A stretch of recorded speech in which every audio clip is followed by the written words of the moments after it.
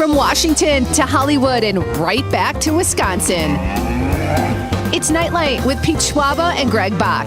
Connecting the dots on the stories shaping our world with smart takes, sharp humor, and plenty of personality. You know, I really expected more professional behavior from you. It's news and culture without the noise. Yeah, I'm on. Here's Pete Schwaba and Greg Bach. Dude.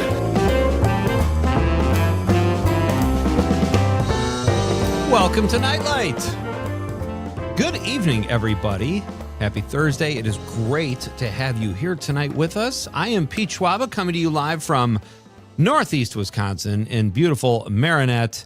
And I am joined, as always, by my compadre who is just down the coast at Radio Park in Racine, Mr. Greg Bach. Hey, buddy.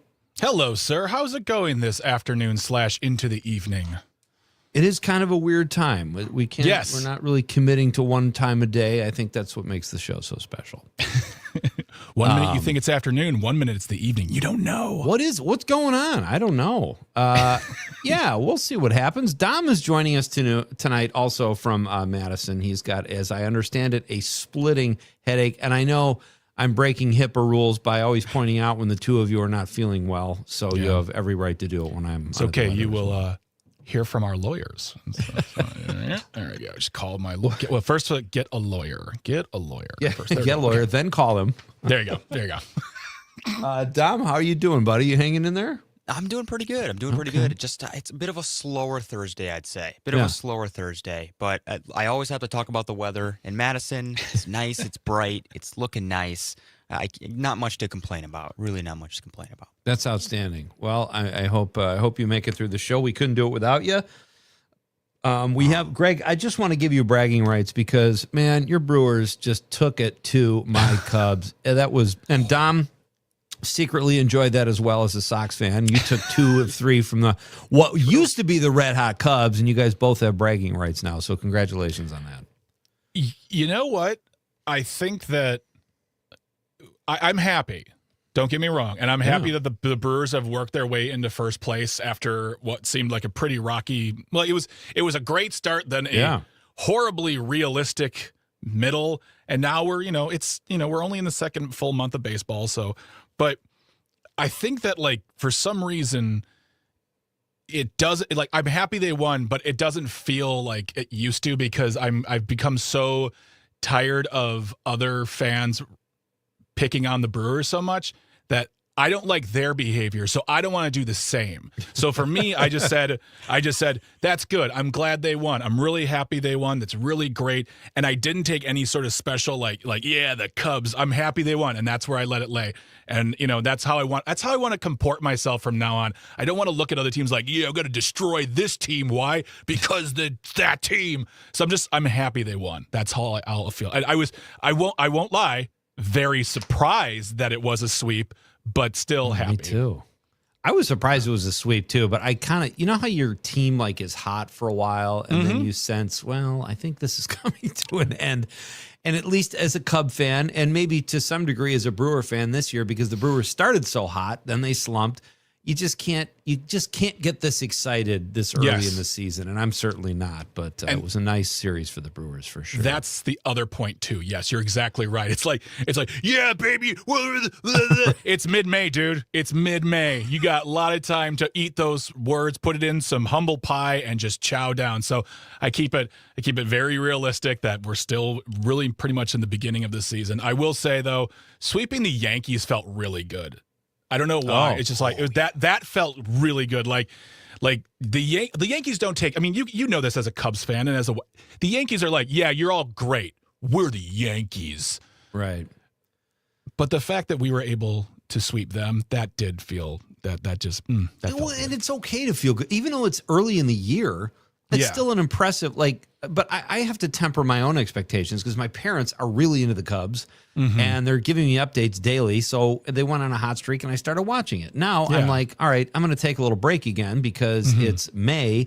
And that's how my son is. I said, hey, the Cubs have a 10-game winning streak. He's like, that's great. I can't wait to watch them in October. That's for the casual baseball fan, that's kind of how it is. Yeah, it's true. It's very true. Yeah, but it was a good series. I'm dealing with this thing. I don't know if you guys do this. I know I'm fairly techno savvy, but the pop-up ads, I can't handle it anymore. I open these news sites, pop up. I try to get rid of them in my settings. They still happen. And then I've got like an inch of information I'm reading because of all the pop-up messages. What is going on? Well, I don't even like it. It's not even the fact, like, I'm now used to the pop-ups on the side or on the bottom. But when you're like, all right, I got to read this. Oh my gosh, Dove soap. You're like, it's just right in front of you, blocking your way. And then you got to search for their close button somewhere. Or they're like, your ad will close in 15 seconds. And you say, well, no, I just got to sit here and wait and look at this. How about now? Ad. Yeah. How about I'm a tax-paying adult? I honest to God, I'm so sick of trying to have people sell me stuff. Whether it's, I kind of miss door to door because then you just didn't answer, even though it was kind of before my time too. Like when the vacuum cleaner salesman would show up. No, but I don't. I just cannot. I know where to find things if I need them. Stop advertising. That's not going to happen. Yeah, I know where the store is. I know what I like. Exactly. Hey, guys, we have a great show tonight. It is Thursday night, which means, well, a couple things. But in the second hour, it means we have Nite Lite Movie Club. And this week's film, man, this is a good one, Vacation. Okay, I thought I was going to get a timpani again. Ooh, see. He went way over budget yesterday. I was about to do it. He killed the budget for the whole year. Yeah, I was about to do it, and then I stopped. Oh, no. Oh, man. All right. Well, unfortunately, Dom, we can't afford to keep you anymore. Yeah. So you've really brought this upon yourself.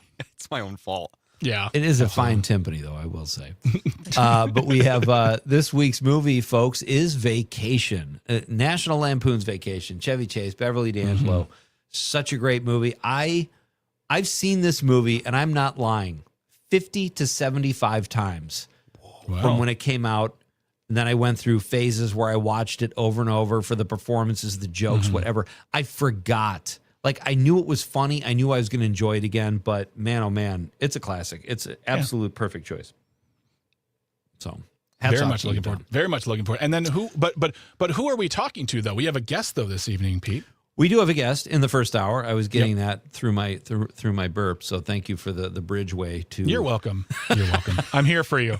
I'm here to make sure that all of that can be taken care of. I'm the guy. Ooh. Just call me the Bridge. It was brutal. Rob Thomas is here, Madison-based film critic and CityCast Madison newsletter editor. We'll talk to Rob a little bit about what's happening in Madison. CityCast Madison is just a fun publication. I always enjoy reading it. And then we'll talk to Rob about summer blockbusters and what is opening this summer that we can look forward to.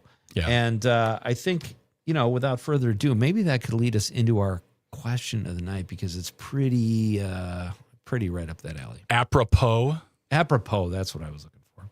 College. Let's talk about the question. Okay, question. Question. Pregunta. Question. Hey, I have a question. Questions? This question. Domanda. Question. Questions. What is your favorite all-time summer blockbuster movie?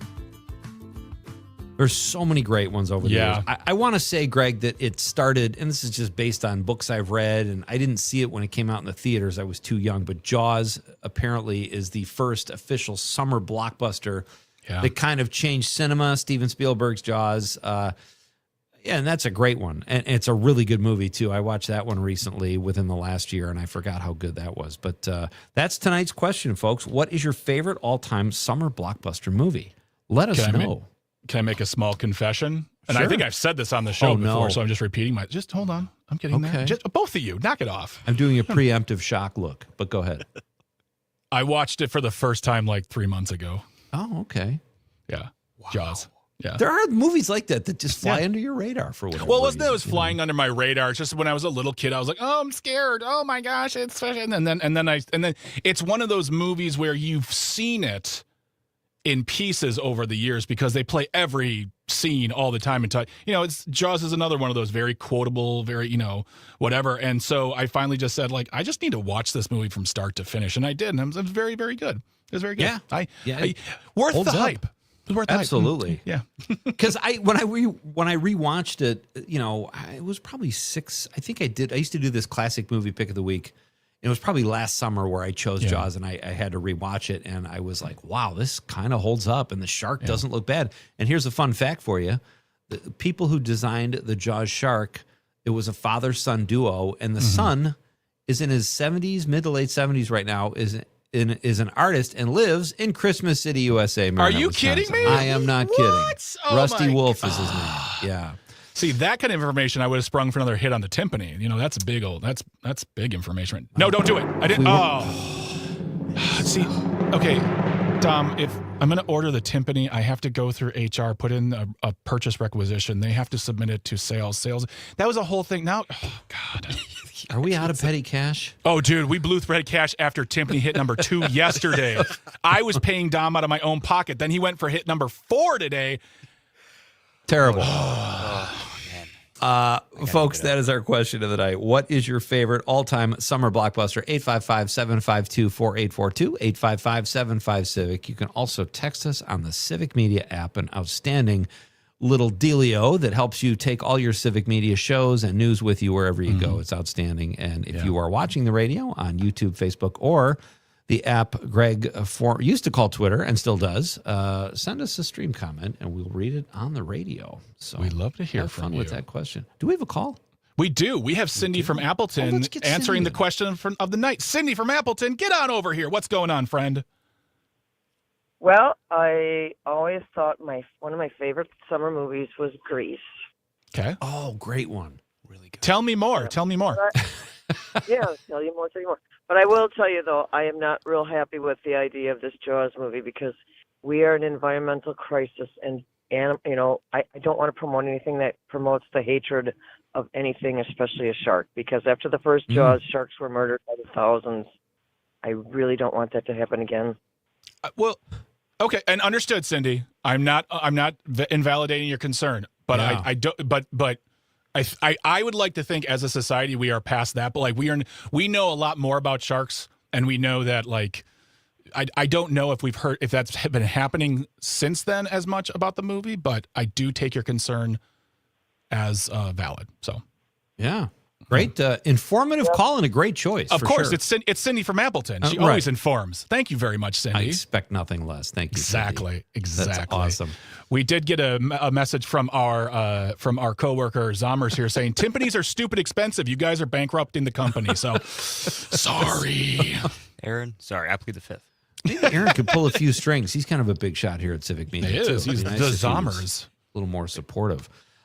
Folks, we've got all kinds of fun stuff happening. We're going to tell you what's going on around the state and the country coming up next. But we've got Rob Thomas here after the news, CityCast Madison newsletter editor, Madison-based film critic. He's one of our favorites here at Nite Lite. He'll be by, and maybe we'll get his thoughts on the movie club selection this week, which is Vacation. We'll be talking about that in hour number 2, and we hope you guys join in. Tell us your favorite lines, scenes, actors. There were more laughs in this movie than I had even remembered, and it was so much fun to watch it. So if you're up on it, be part of the Nite Lite Movie Club, and we will be back after a very short break. Greg, we're not going away for long, so Greg, don't you leave. Dom, stay put. All right. Okay? Do a little meditation. Work on that. We'll get you through this. There you go. See, Greg's got it. That's what you need to do. All right, we're coming right back. This is Nite Lite with Pete Schwaba and Greg Bach on the Civic Media Network.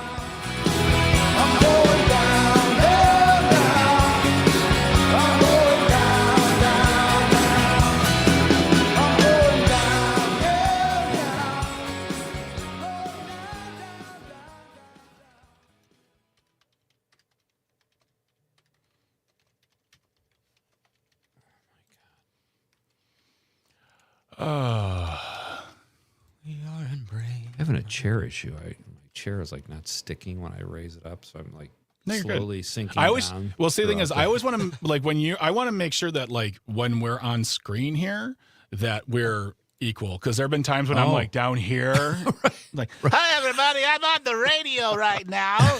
This is Nite Lite. It's like the movie Clifford with Martin Short, where they just shot him. His head was at the bottom of the screen the whole time because he's supposed to be a kid. And that new documentary that came out about him on Netflix, it addresses the Clifford. He really does a good job, and he's very realistic about the fact that he says he's like 80% of my career has been failure. Like Martin Short said that? Yeah. I mean, because you look if you look at his movies, he's got a ton of flops. He really does. Movies, yeah. Ton of them. Yeah. But that's what he was known for most of the past 40 years. Like he didn't, after he got off of TV, SCTV, with movies. And like in my mind, Three Amigos is one of the greatest films of all time, but it bombed hard. And so I just love the fact that he's in a place now where we revere him and he's got some definite hits. And like we all have this thing too, where it's like this movie that bombed at the box office we all saw when we were little and we love. And they now know that while it may not have made a lot of money, it means a lot to a lot of people. So of course. That's me with Nacho Libre. I know a lot of people who love that movie. Yeah. Like love that movie. That means a lot for them. So yeah, that's how I feel about Barry Gordy's The Last Dragon. I watched that movie probably like 100 times. Barry Gordy's The Last Dragon, not the. Oh, I'm thinking Enter the Dragon. What's the Last Dragon? It was The Last Dragon was Barry Gordy from Motown. He produced a movie that was based in I think Brooklyn, New York, where it was a young guy named Leroy Brown who was martial arts expert. It's great. Oh, I love that. Okay. Yeah. Every once in a while, Barry Gordy's house comes up for sale in Detroit, or his former house. We had 10 seconds. It's so cool. We're gonna buy it. Pass the hat.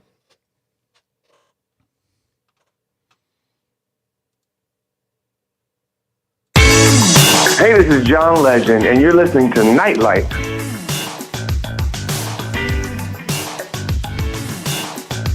Welcome back, ladies and gentlemen. So fun to have you here with us on this awesome Thursday night in the state of Wisconsin as we approach a long weekend. You've earned it.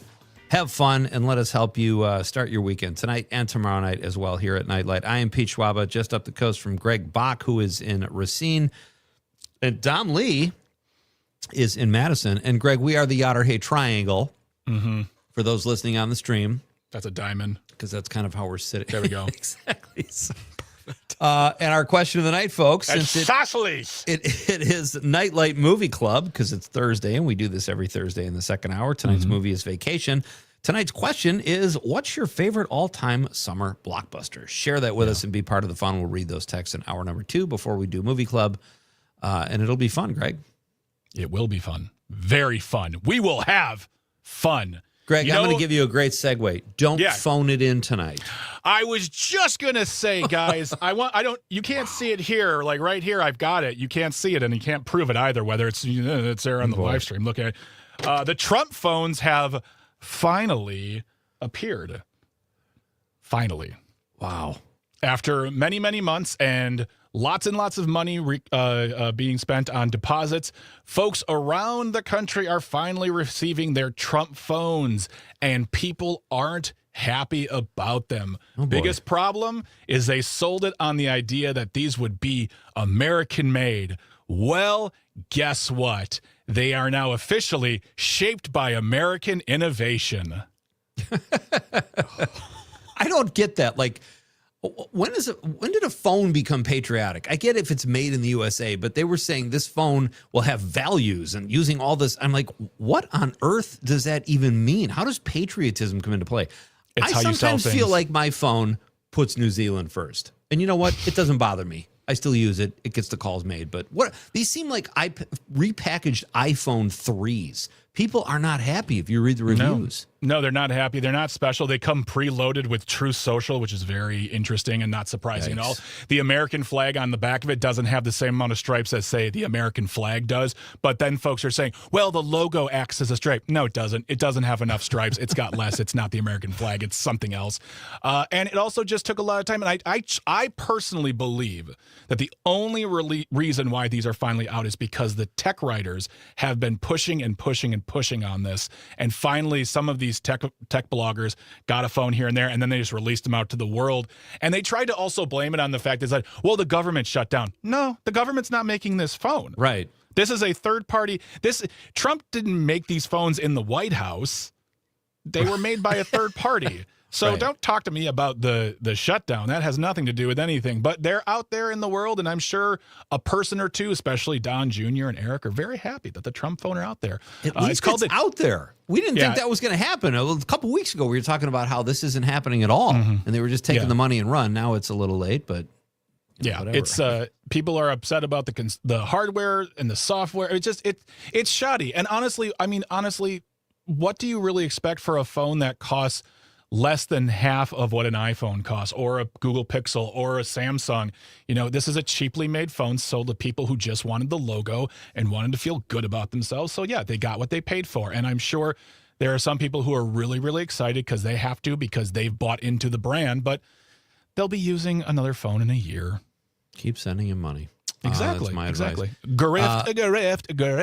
Speaking, I don't know if this is a grift. I didn't know. I saw this article on Yahoo Finance about Jeff Bezos. And I used to think he was like one of the good billionaires, like Warren Buffett or something, and he came out and he was talking, Greg, about how the tax the rich effort, well, he's advocating for eliminating federal income taxes for lower income Americans. He says lower income Americans pay only like 3% of the taxes. The top 1% pay 40% or close to 40%. And I was like, well, this is kind of cool. Eliminate federal income taxes for the poor. But then he's also saying, well, it doesn't really help if you tax the rich either. I'm like, okay, so there's the rub, right? I didn't know what to make of this, but he's using poor and working folks as the shield to say, don't tax me. Correct. And, he said those words and used the example of a nurse in Queens, and Zoran Memdani came out right away and said, I think that nurse in Queens does not agree with what you're saying, essentially. Like he wants to say, I'm for the little people and don't tax them. It's like, dude, we want to tax you and your companies. We want to make sure that you guys actually pay money, because if you don't tax anyone, if you don't tax anyone, then there's a lot of problems there. Like, this is not a good example. This is a false narrative. And it's just for him to say, hey guys, I'm just like you. It was confusing when I read it at first, like saying, taxing the rich isn't, bringing in more money isn't going to solve the problems. It's like my buddy Mike Toomey has a joke where he gets pulled over by a cop, and the cop says, where you headed? Oh, I'm going to a family dinner. Well, driving 65 miles an hour isn't going to get you there any faster. It's like, well, apparently you weren't a physics major, officer, because that's how it works. And when you tax the wealthy, you get more money. Yeah, sorry, exactly. I know nobody likes to be taxed, but I can't afford my own police force. That's why we do it. Well, and the other thing, too, I like about this story is it talks about the big old scares of Mamdani's mayoral time so far, and the people will be, leaving, and people not only aren't leaving, they're staying, they're buying. It's New York is going to New York, and the rich people are going to be like, oh, my tax has gone up a little bit? Fine, whatever, I can't. Right. Like, what am I going to do, move to my fourth house? It's scare tactics. It's New York. And Jeff Bezos is not a good man. He is not a good man. He is just another insufferable, wealthy person who thinks he knows more, and he doesn't. More Warren Buffett, please. Hey, on another note, Greg, this is a big night in show business tonight, because another chapter of late night TV is coming to a close with a guy who, whether you watch him or don't, I don't really watch the show, but I think he's absolutely hilarious. Stephen Colbert's last broadcast is tonight. That's right. That's right. And not because he's retiring, because CBS is a bunch of wimps. So right. They're a bunch of wimps who kowtow to the president of the United States. And so that is closing a chapter, which is very, very upsetting. And tonight is the last show. I've watched the other two shows this week, and it will be emotional and hard. And I don't know what the course of late night's going to be like after this. I'm sure that Jimmy Kimmel's the next target for realsies now. Yeah, I think you're probably right. All right, this is Nite Lite with Pete Schwaba and Greg Bach. We are coming back to talk with our pal Rob Thomas, Madison-based film critic and CityCast Madison newsletter editor. That is all next on a Nite Lite Movie Club night. We're coming right back on the Civic Media Network.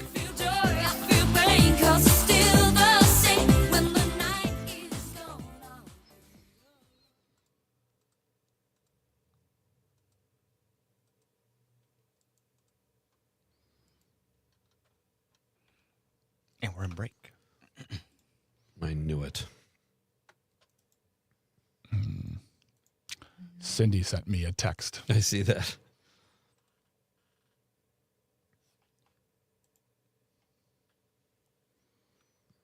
Brad Zommers chimed in. I always like Zommers' text when he answers the question.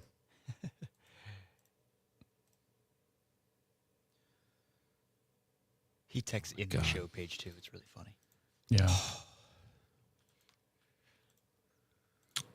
Take a deep breath. I'll be right back. Okay. All right. We're waiting for Rob, right? Waiting for Yep. Rob. All righty. Then All right, we got cool. 4 minutes. Cool.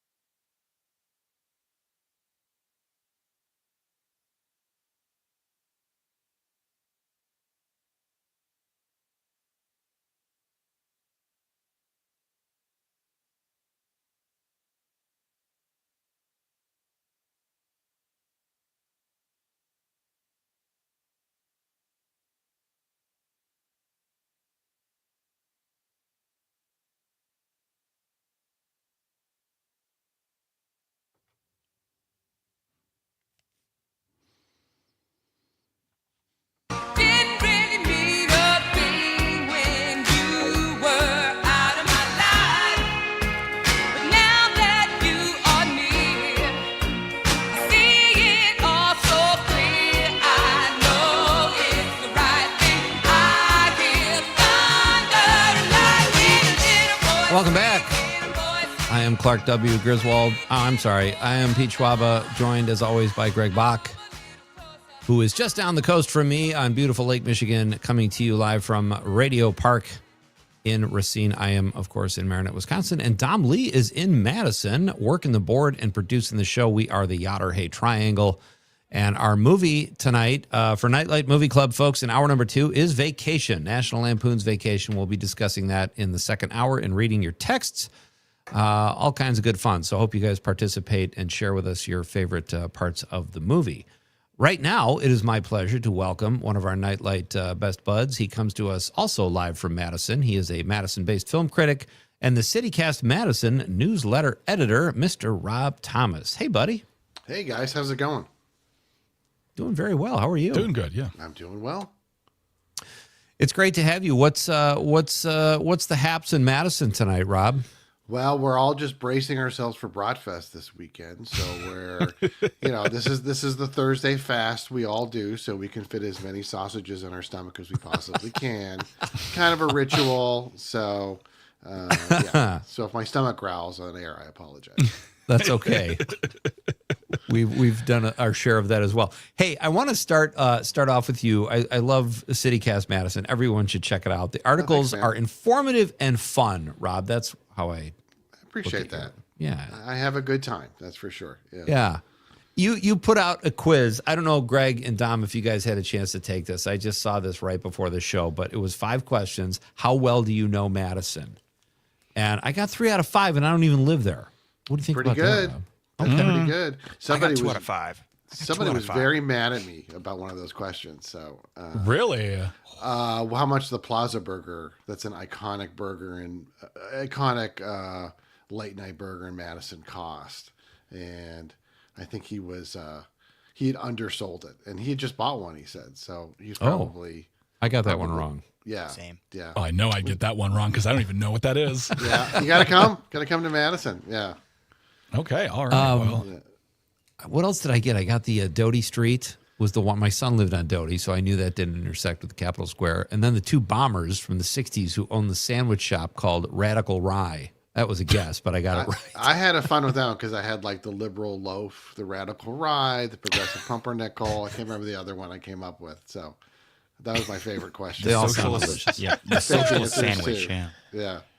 Oh my gosh. Yeah. Madison rules. Like any of those would work as a sandwich shop in Madison. Absolutely. Yeah, absolutely. Yeah. Absolutely. Yeah. So, what else? I mean, like, so we got the Bratfest. The Bratfest is coming up. What other like big things that are you guys reporting on right now at CityCast Madison that's coming up in the summertime that people should maybe make a day trip, whether they're in Wisconsin, maybe a little bit outside Wisconsin? But what is coming up that people should keep their eyes on? Well, first of all, because it's Madison, in addition to Bratfest, there's a vegan sausage fest going on at the same time. So we offer an alternative to our meatless friends. Yeah. And then like Madison is so great for free live music. Like first of all, you got the Terrace, the UW Madison, and like every Friday, Saturday night, there's stuff going on there. And then like every week, there's like a free outdoor festival going on, usually on the east side of town. Yeah. Marquette Waterfront's in a couple of weeks. In June, I think. No, maybe July. There's La Fête de Marquette. Those are great, and they're very low key and fun. Like I said, they're free, although the beer costs money, of course. But like summers are always really fun in Madison. Even when the city was a little smaller, people kind of just would get out and see their neighbors and have a good time. Rob, you also did something about supper clubs, and I've been to a couple of these places, but have you been to all of them? The Tornado Club and the Harvey House and Hilltop? I've been to Tornado. I've been to Harvey House. I've not been to as many of like the old school. Like I think we talked about, I missed Smokies, and then Kavanaugh's Esquire Club, which was one of the oldest restaurants in Madison. Had a whole drama going on where the owner retired, and then the new owner kind of messed it up and closed, and then the old owner came back, and so I never went to that. So I the ones that are thriving, like the Tornado Club or Harvey House, I've been to, but those really old school relish tray, pink squirrel places, I got to catch up on for sure, especially in the summer. Right, they're perfect for that. Yeah. I know they're not specifically for a certain season, but in my head, a supper club is a fall winter thing, just because I've only been so full. It seems embarrassing going to a supper club that a summertime visit just is like, it's like, all right, guys, we just ate like 14 pounds of food. Now let's go outside in the 90-degree weather. That's fair. Yeah. That's fair. Yeah. Yeah. You need layers to wear to cover yourself. After a prime rib and a surf and turf, right? Oh my God. Now I'm hungry. I have a question for you. One of your articles was about smart studios. Greg is a huge music fan. I've seen Wendy Schneider's documentary a couple times on that, and I was fortunate enough to interview her and Butch Vig a couple times about that documentary. Yeah. What made you write about that again? Well, we had reran the show that Wendy was on. We have the podcast as well as a newsletter. So I'd written that article, just kind of a history of smart studios. But like, the reverberations of what happened in that studio live on 30, 40 years later. Like Smashing Pumpkins just announced they're coming back to the Kohl Center here in Madison in October. And of course they recorded their first album at Smart Studios, Gish. So like, that documentary is great. If you find, I'm sure it's on VOD out there, but like there were so many famous bands who played there, but there are also so many just like Wisconsin bands. They would let just about anybody come in and work with them and make the best album they could. And it's what made it such a special place. I mean, that's the thing that I really love about that. And I think we may have talked about this too some time ago, is that if you go to Memphis, you go to Sun Studio, it's still, that original space is still open and it's affordable. And that's, I think, the most important thing, is that especially nowadays where you can sit and record an album in your house, you can get that a recording studio will say, not only do we want people to come in, but we want to make it affordable so that up and coming unknown bands can spend their money and get a good quality product. That's something I always loved about Smart Studios. They understood that it's not just about, once they got the famous people there, it wasn't just about the famous people. It was about everybody. Yeah, absolutely. And they loved music, and they loved nothing better than to bring some guys in or some girls in and record that powerhouse first album that launched them. So I toured Sun as well, and like the tour guide was in a band and got a break on the studio by doing tours, and it was so cool. That's cool. Yeah, absolutely. Go ahead, Greg. No, go ahead. I was just going to say, that's Rob Thomas, folks. He joins us over the stream from Madison. He is a Madison-based film critic and the CityCast Madison newsletter editor. He's got his finger on the pulse of what is going on in Madison, and there's always tons of stuff going on there. Let's switch to movie. Greg, unless you had another question about Smart. I was actually going to go into movies, but you take Sweet. it, sir. Take it. Take the baton. Well, this weekend's more or less kicks off formally or informally the summer movie season.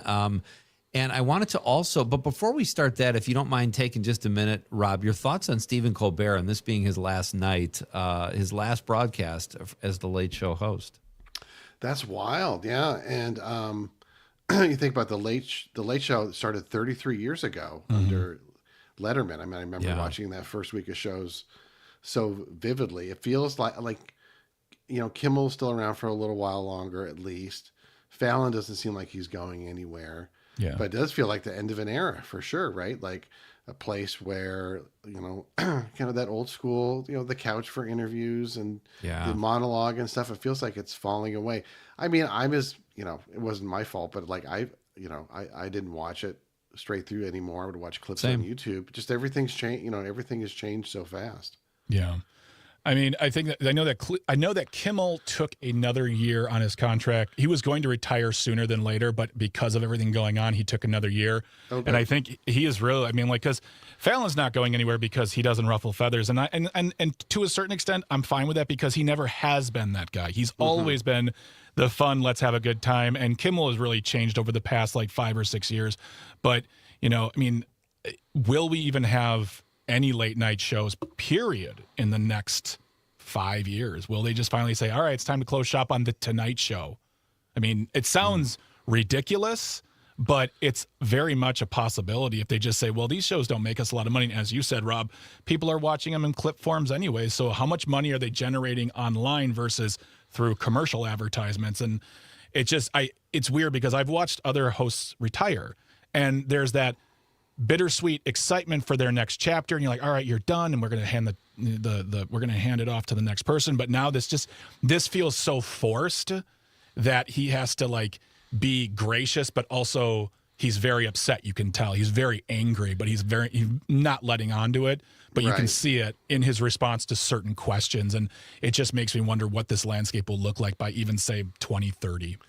Yeah, I mean, he's definitely trying to stay classy and go out on a, I think honor the institution and, of course, all the people who work with him and stuff. And, like, I'm sure he'll have a Netflix show like Letterman did or something like that. But, yeah, it's just different out there. I'm surprised the Daily Show's still going too, but it is. Yeah. I think the only reason why that is because Jon Stewart came back. No offense, but I think it's true. Yeah. I think it's true. Well, movies, at least for now, are here to stay for a while. So let's switch to some summer big releases. Rob, what are you looking forward to this summer? And are any of them on the docket in May still here, or even this weekend? Well, the big one this Memorial Day weekend is the new Star Wars movie, The Mandalorian and Grogu. I have not ever seen the show Mandalorian, so I'm a little on my back foot about that one. Yeah.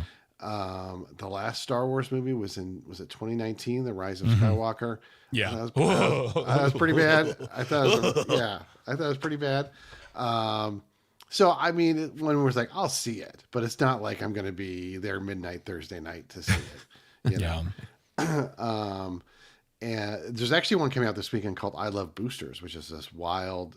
You wrote about that. Yeah. Tell us about that. It's getting amazing reviews. Yeah, it's really funny. The Boots Riley, who is and was a musician, has started filmmaking. He made this movie a few years ago called Sorry to Bother You, which was sort of this wild satire of telemarketers and this is very much in the same vein of an anti-corporate satire about the fashion industry following this group of like fashion thieves who were stealing from this really shishi designer, played really funny by Demi Moore. And it just gets crazier and crazier and crazier. It involves like time travel and all these weird things. I thought it was really fun. I mean, it's a little exhausting. There's so much in it, quite honestly. But like, I'd rather have 10 great ideas and 10 okay ideas in a movie than just one okay idea. And that's what it's got. Yeah. Oh, that's great.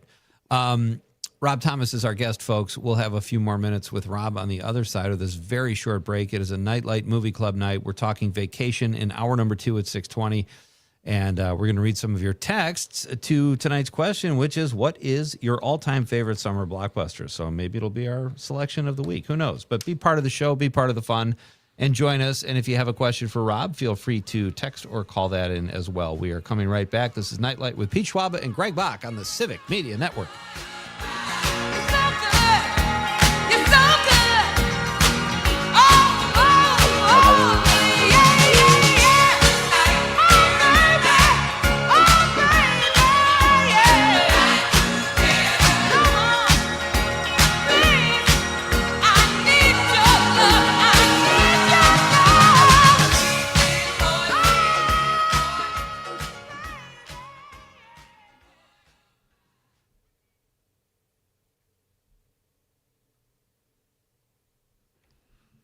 We are in break, guys. We're in break.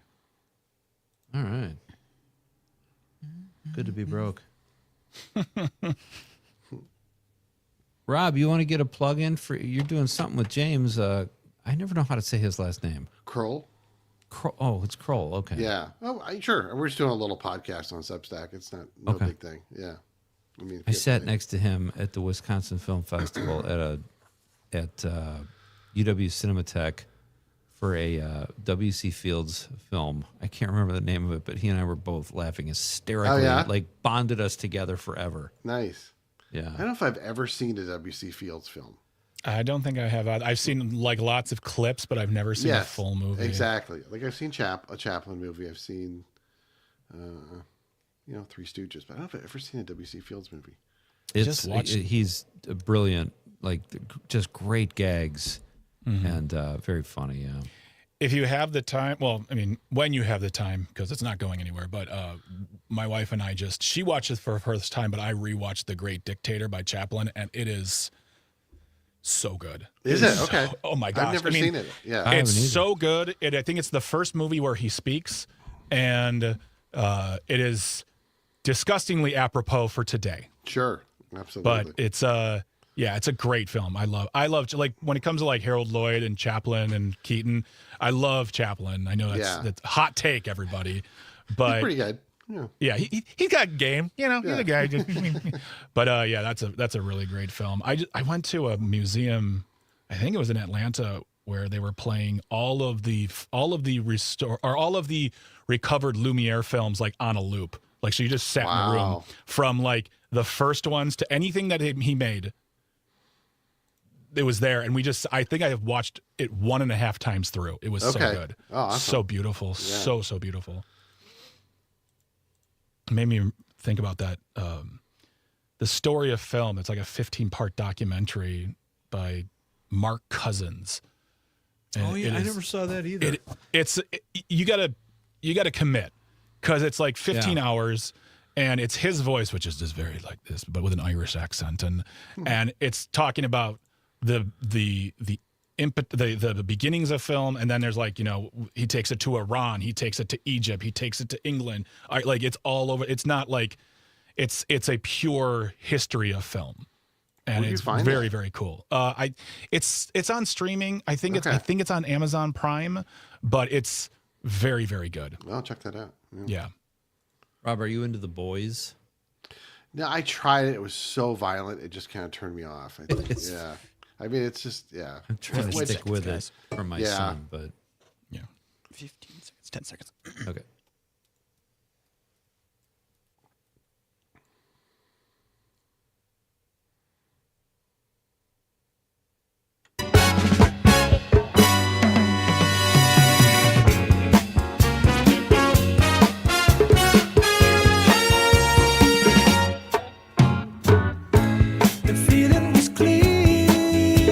Welcome back. Always nice to be played in by Chicago. This is Nite Lite with Pete Schwaba and Greg Bach, coming to you on a pre-holiday weekend Thursday. It is great to have you here, folks. We're talking movies with our pal Rob Thomas, and we're talking more specifically summer blockbusters tonight. That's our question of the night. Please share your favorite all-time summer blockbuster, and we're talking about what is opening in 2026 with Rob. Rob, the big one I want to ask you about opens July 17th, and it's The Odyssey.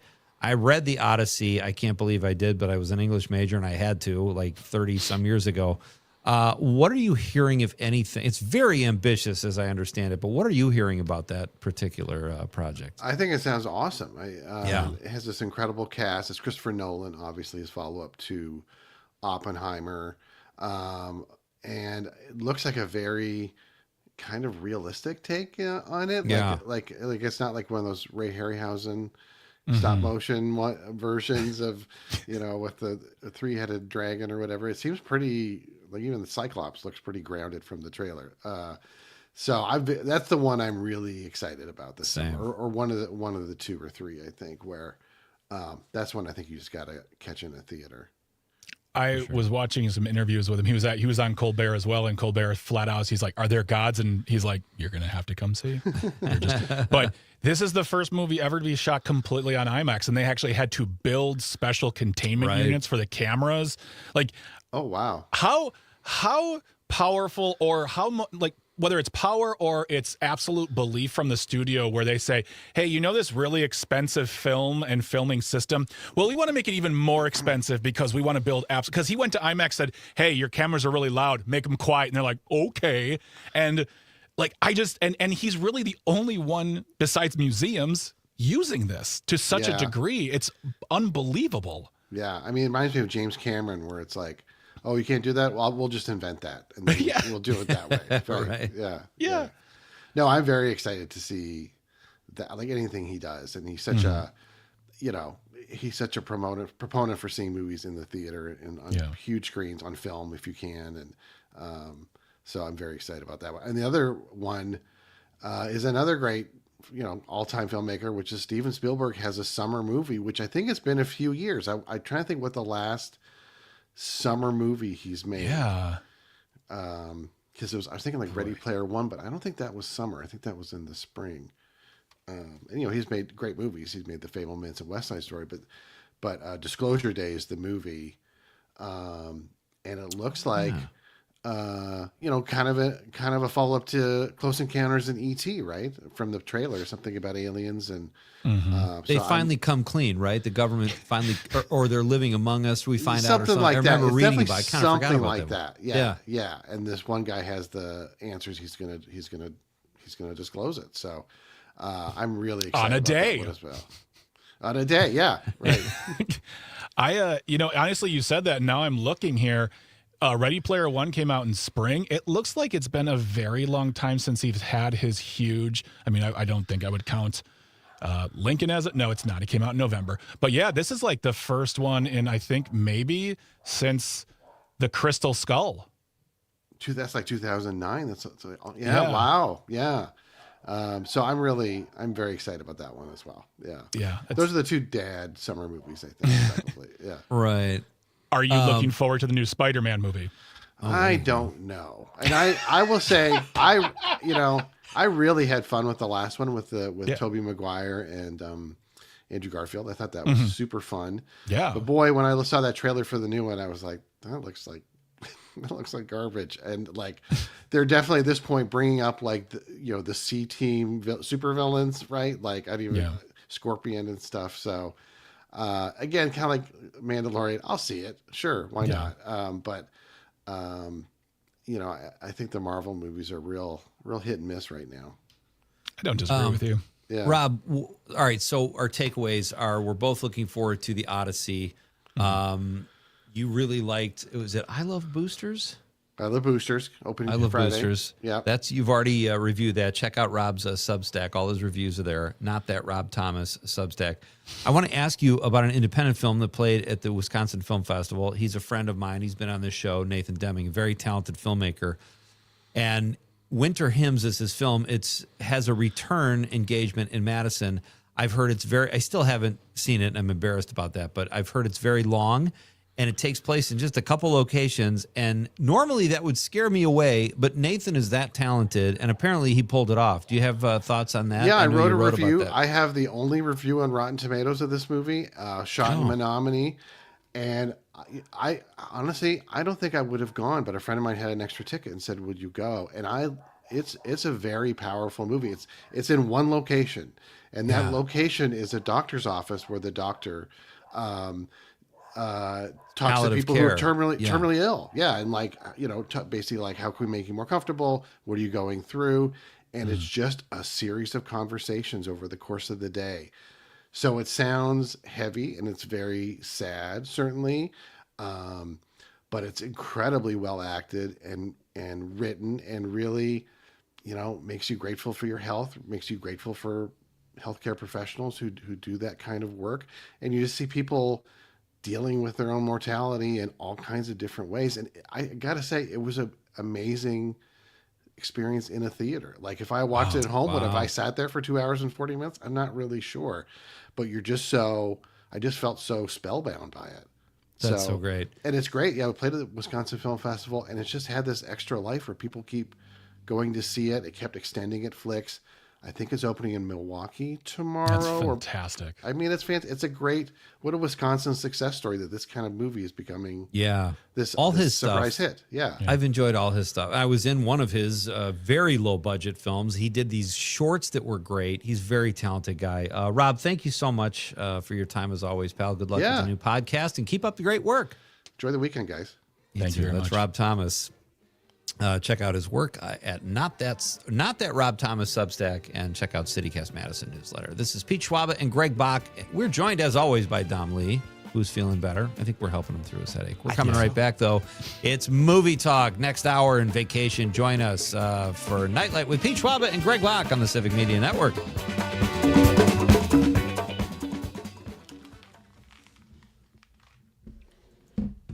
Ooh, cut that one close. Thanks, Rob.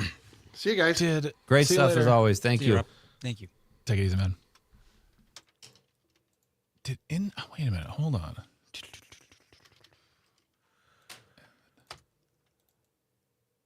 I did not know that. I thought that Steven Spielberg directed the last Indiana Jones movie, and he didn't. It was James Mangold. I looked that up too. It did say, Ready Player One was the latest one in 2018. But that wasn't even a summer release either. Like, he has not done a summer release in a very long time. And that used to be like Steven Spielberg used to own the summer. Yeah. He started the whole thing. Yeah, he invented summer. Right.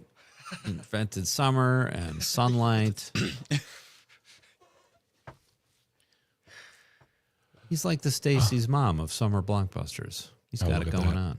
What a reference. Hey, Dom, are you going to have a game ready for us tomorrow? I don't have one yet, but I will tomorrow. I will. I'll come up with one tomorrow. Rock and Roll McDonald's. Rock and Roll McDonald's. Which is no longer there, is it? I don't know. I just know the song. Oh. Rock and Roll. I think it's MIA. There's still a McDonald's there. It's not as kind of opulent looking, if you will. Yeah. What was the other one? There was like Solid. I think there was a place called Solid Gold McDonald's in Wisconsin where it was like kind of like a. I have no idea. Like Solid Gold. Solid Gold McDonald's. Yeah, there's one in Greenfield. It's in Greenfield. Yeah. Oh, remembering the sign. It's not there anymore. Yeah, it was weird. It looked. You would think a Solid Gold would be all about like the 70s and early 80s, but this was like a throwback to the 60s and whatnot. It was like, yeah, it's very weird. Very pale yellow. It looks like. It has a statue of a guy playing guitar who looks weirdly like Quentin Tarantino. Oh, yeah. All right, I'm going to get some more water, guys. Yeah. And, I'll be right I should back, be too. in the second hour. All right, guys. See you in a bit. All right.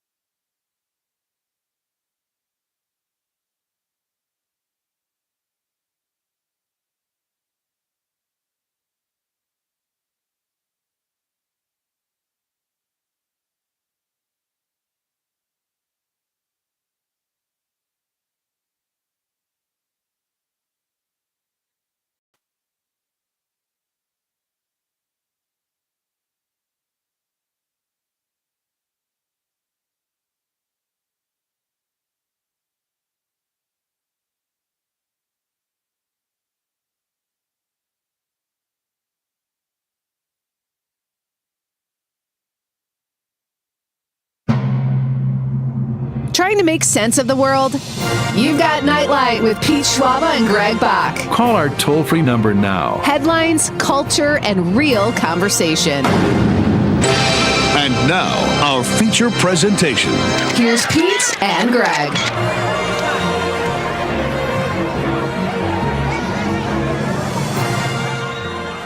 Welcome back to Nite Lite with Pete Schwaba and Greg Bach here on the Civic Media Network. If you want to be part of the conversation, give us a call or text 855-752-4842, 855-75-CIVIC.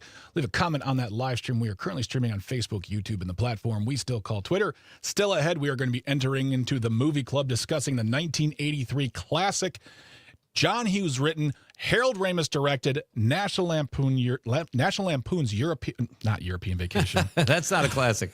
That's the one I grew up loving the most, believe it or not, because that's one came right in the time of my just watching more television. But we're watching the original Vacation. That will be the subject of the Nite Lite Movie Club, and we'd love to hear your thoughts on that. I am Greg Bach, coming to you live from Radio Park in Racine, all the way up the coast in Marinette, Wisconsin, a.k.a. Christmas City, USA, is Mr. Pete Schwaba. And then at HQ for Civic Media is Mr. Domley on the ones and twos, and we are your Yonder Hey Triangle, here for you, here to have fun, and also we'll be wrapping things up with the nightcap. So we're going to have a great time. If you missed anything tonight, like our great conversation with Rob Thomas, you can go to civicmedia.us/shows, look for Nite Lite and download past episodes, listen to them on the go, listen to them all over the world. And speaking of all over the world, if you want to check out any of our programs, listen to live music or talk, let's get your news, maybe send us a text message, give us a call. You can listen via the Civic Media app. Download it to your device today. Wherever you get apps,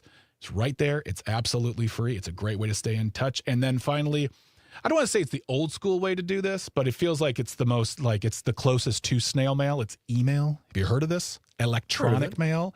Mm-hmm. You can do that. Drop us a note, nitelite@civicmedia.us, NITELITE at civicmedia.us. Let us know your thoughts on the show, ideas on a guest, ideas on a topic. We'd love to hear from you. nitelite@civicmedia.us. That was a very fun first hour, guys. Anything? Oh, yeah. Love Rob Thomas. Yeah. Love the chit chat. The like happy hour on the radio, right? Exactly. It's like we're just hanging out at a bar. It's just like having a drink, a cocktail, a mocktail, or maybe some free peanuts. I don't know where I'm People going. don't do the peanuts anymore at the bar. Do you get excited? I get excited when I see peanuts. If they throw or a snack, they throw a bowl of like whether it's a party mix or something. I'm like, ooh, I'm gonna eat these. I used to scarf those things like there was no tomorrow, and then I heard about people coming back from the bar restrooms that don't always wash their hands, and supposedly they were like a petri dish of disgusting bacteria. Ooh. Sorry, I don't mean to read it. Cool. Banter killed. So I just felt like we were having too much fun. Wanted to kill. Well, that's why you take some Febreze and you just spray it on the snacks. Yeah. That's fair. It adds flavor, if you will. So sure. We do have a question of the night, as we always do here on this show. But before we get to the actual question, I, by contract, by legal means, must be introduced by a theme song. So Dom, hit it. Let's talk about the question. Okay, question. Question. Pregunta. Question. Question. Hey, I have a question. Questions? This question. Domanda. Question. Question. Questions. What is your favorite blockbuster summer movie? Let us know. 855-752-4842, 855-75-CIVIC. Leave a comment on that live stream. Again, we are on Facebook, YouTube, and the platform we still call Twitter. What is your favorite all-time summer blockbuster movie? And we'd love to hear from you on this one. And we've already got some messages on the Facebook and on the text line, so we'll get to those in a moment. But let's start with the man in Christmas City himself, Mr. Pete Schwaba. What about you? Well, I've thought about this long and hard, guys, and I have a couple different answers, as I often do, because I can't decide. But most recently, I'm going to say the Mission Impossible movies. They are an absolute great ride. Tom Cruise just rules at the box office. He is maybe the greatest movie star of all time. The movies are well directed. They're well written for what they are in that genre, and they are the perfect popcorn summer movie. I also loved Once Upon a Time in Hollywood, which came out in 2019 during the summer. I don't know if it's technically blockbuster status, but it's up there. And then Terminator 2 back in 1992. I remember seeing that. highly anticipated. Love the first one. Couldn't wait to see the second one, and it didn't disappoint. Oh, Terminator 2. I remember seeing that in the movie theater at Southgate Mall in Milwaukee with my cousin John. And I don't even think I told my parents, and that was an R-rated movie, and I was 14. 15? I was 14 years old when that movie came out, and I remember thinking to myself, oh, I'm going to get in trouble, and that's like only if you tell them. Don't do that. Dom, what? Yeah, exactly. I still haven't told my mom. She has no idea. Dom, what about you? I gotta go Guardians of the Galaxy. I love Guardians of the. It's so good. I actually have another one though. I also like The Dark Knight Rise. I really like The Dark Knight. That was a block. It was so good Great when it came out. Watched it with my dad, and I absolutely loved it. Just the filming of it, the darkness, the vibe was just all there. Excellent. So those are my two.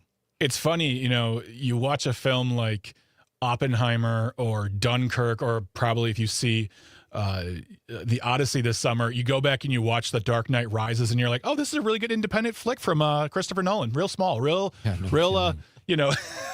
No kidding. Well, like Memento, though, is. That's what put him on the map. That was a totally neat film, and it's great that his movies, when necessary, have that look. Yes, it's incredible. Absolutely. Yeah. I mean, I love listening to Christopher Nolan speak about film because he is probably the only guy in Hollywood when he talks about actually seeing a movie in the theater.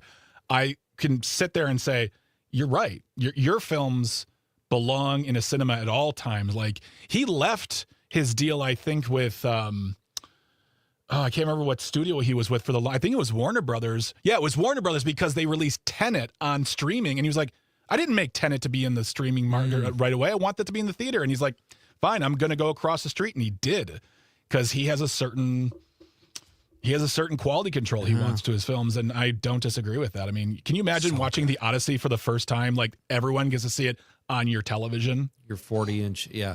I have to say, I didn't love Tenet, though. No, neither did I. No one did. The studio is not always wrong. No. Well, it's funny because, now that this movie is coming out, they're doing a lot of press. He's doing a lot of press. And when they talk about his films, they'll say, like, he's the director of the Batman films and Dunkirk and Oppenheimer, and no one's saying Tenet.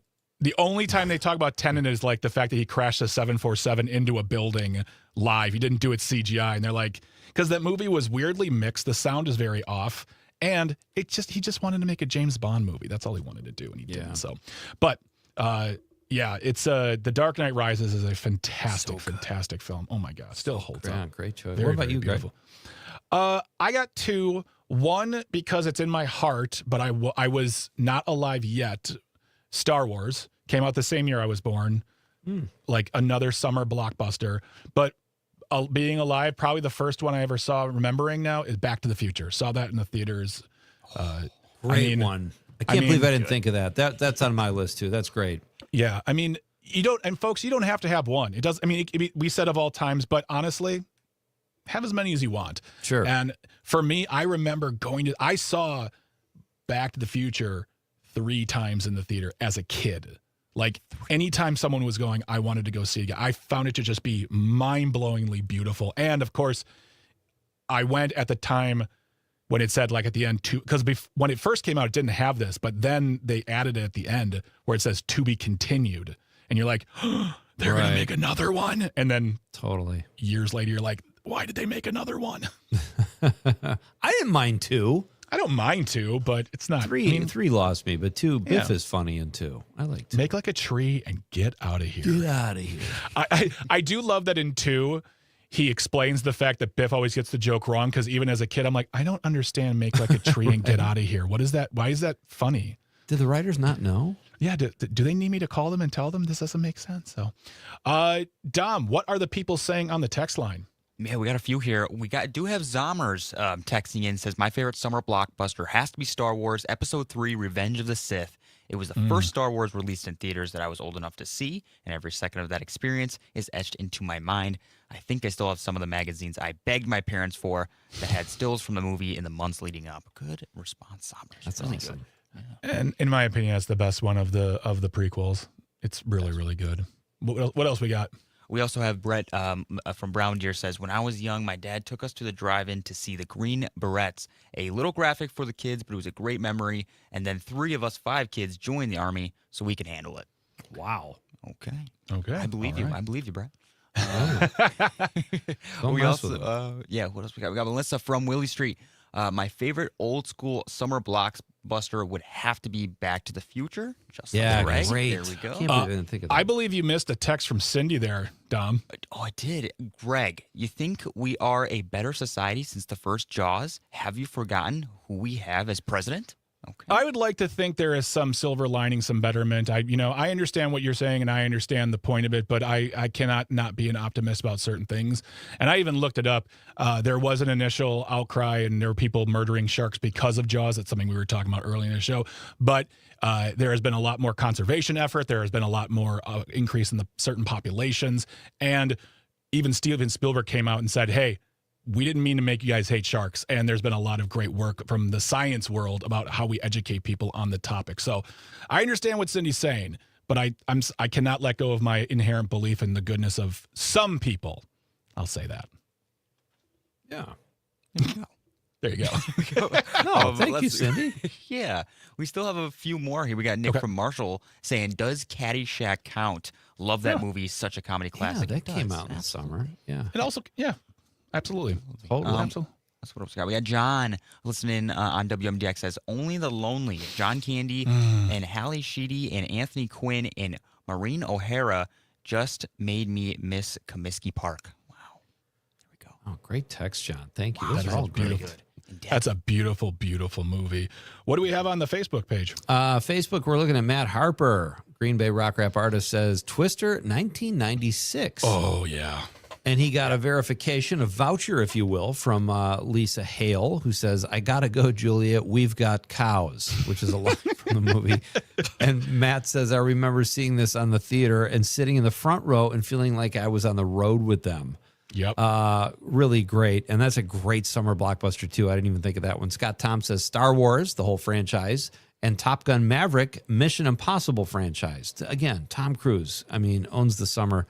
Thank you, Scott. Daniel Wheeler says Raiders of the Lost Ark, another great one I did not even think of. And then he also, Derek Pfister posted a meme of Roy Scheider looking at the Jaws shark, which is kind of creepy.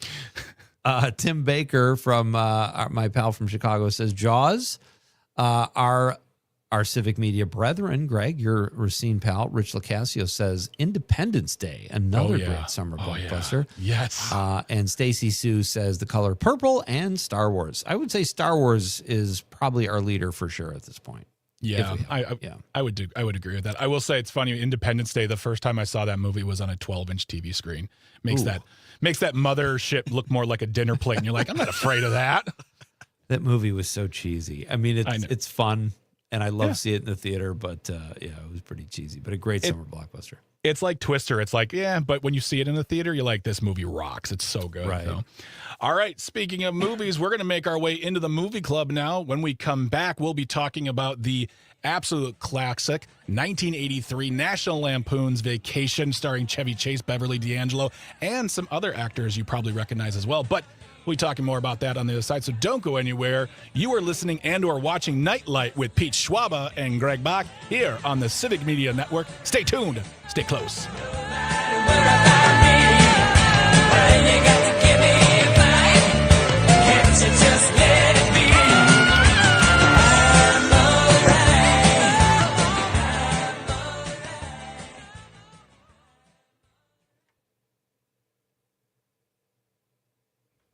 I do like Caddyshack. You know it's a great movie, Dom? Caddyshack 2. Let's take all the funny people out and still remake it.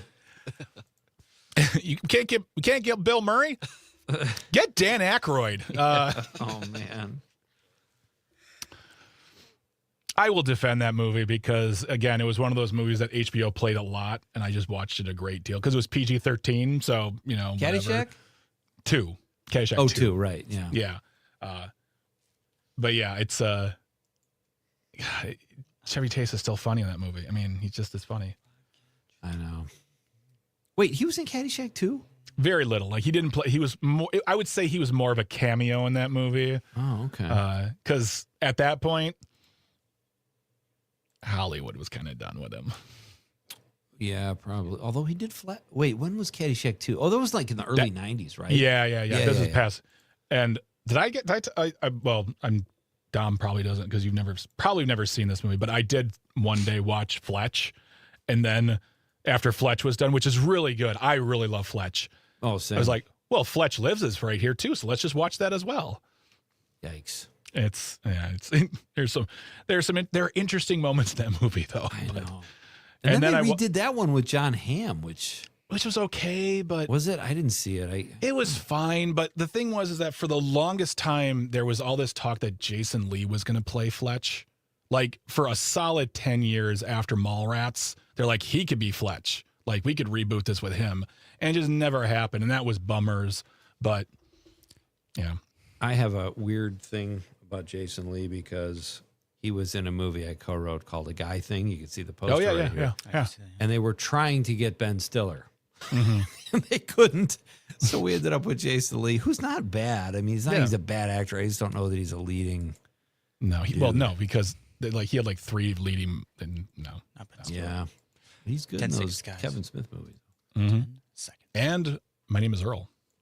Yeah, for sure.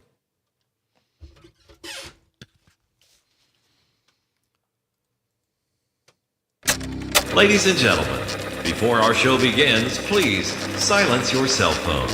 The show is about to begin.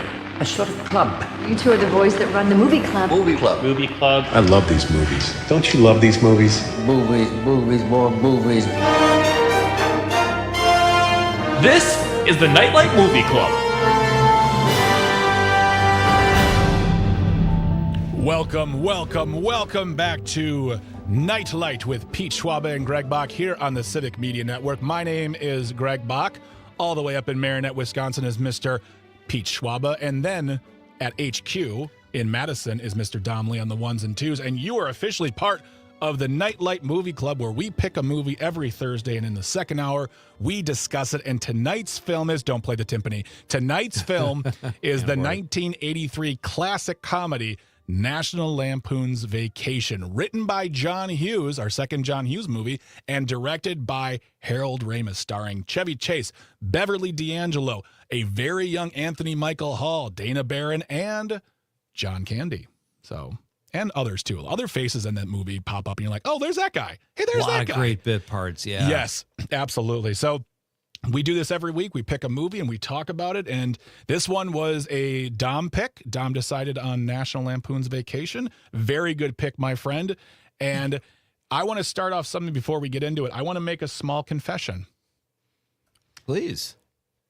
This is the first time I've ever seen this movie all the way through uncensored. Whoa. I always saw this movie in bits and pieces on cable or network with censoring, bleeps, cut scenes, this, that, I turn it on halfway through. I've seen the movie in parts, but this is the first time I ever sat down to watch it start to finish on as a movie with no commercial breaks and no interruptions and no swear words taken out or my mom saying, "What are you watching?" I think it was halfway through the movie when I realized that, and it's fantastic. Wow. So what were your overall thoughts now that you've seen it, in its entirety? I mean, honestly, so I grew up a big fan of National Lampoon magazine. I loved that publication as a kid, and I probably should not have been reading it at all in my late single digits and early double digits, but they were around and no one really said anything, and they weren't up on the top shelf at the grocery store behind things, so you were easily accessible. But it is the perfect distillation. This movie and Caddyshack are the perfect distillations of the best versions of National Lampoon magazine. That those first 5 to 7 years of the publication of storytelling with pure irreverence, and I don't want to say shock because it's I don't think they were building to shock. It was just they were John Hughes wrote the film he wrote, and it was coming from the mind of people who worked at that publication, which was a very irreverent magazine, and I loved it because it took me back to those days of reading those stories. So it's just great. And also, like, those early days of Chevy Chase can't be beat. That comic timing is impeccable. He's great, and it probably won't be our last John Hughes film either. He was so prolific, but like I said, hinted at earlier in the show, I've probably seen Vacation. It was one of my most all-time viewed films, and I'm this weird person who can watch funny stuff over and over, good performances over and over, great lines. If it's done well, I can't get enough of it, and that's why I can watch Vacation so much, but I haven't watched it in years. I love the Clark W. Griswold character. He is the eternal optimist who you root for him because he's so clueless sometimes. Yeah. But you also identify with Beverly D'Angelo because he's kind of an idiot. So it just totally works. And as a dad now who has been on vacation, and there's a great Onion headline that says, father or dad spends vacation walking 15 feet in front of rest of family. And that's kind of how, I'm like that too. Like, come on, let's go. And, you get really excited and they're playing the video games and he wants to watch the trip layout on the computer. All that kind of stuff just makes Clark Griswold. That is why I love this movie. And it is because of that character. And whether you like Chevy Chase or not, you have to give him his due because he created Clark Griswold. Clark Griswold was there in the script, but Chevy Chase improv so much stuff, and he just became the character, and he's great in it. And like you said, Greg, there are so many great, the cruiser from Stripes is in there at the gas station. The guy who plays Roy Wally is hilarious. Yes, I had his name here a second ago. But it's just a great film and a great pick, Dom. Dom, what about you? I really like the movie. Again, I haven't watched it for a long time. It's been a long time since the last time I watched it, and I did really like the National Lampoon's Christmas Vacation. I watched that more recently, but this one just had I don't know. I really liked it. All of the stuff that happened, I felt like I knew was going to happen, and it still made it that much better. Like there was just random stuff like going to the cousin's house and all the things that are happening and bringing more people along. And then the dog ended up, getting lost, losing its life. But lost totally. Yeah. The dog was lost, quote unquote. The dog did not see Wally World. It was really, really good. And it was perfect comedic timing. And it was one of my favorite movie club watches. So I really enjoyed it. Yeah.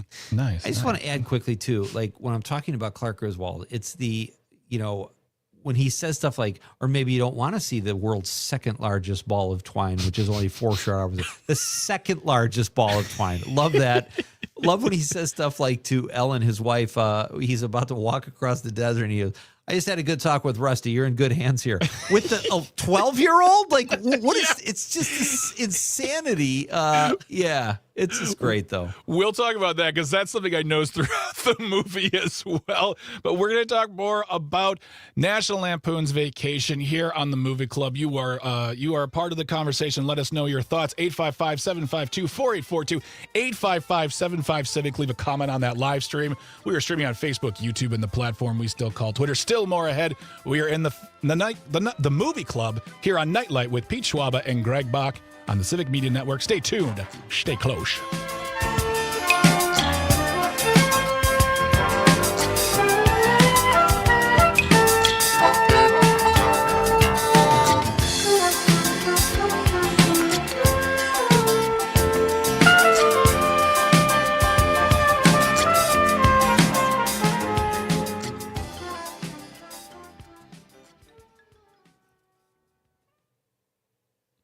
That right there was some 70s, 80s department store music right there. Yeah. There's a sale in glassware. Sale in glassware right now.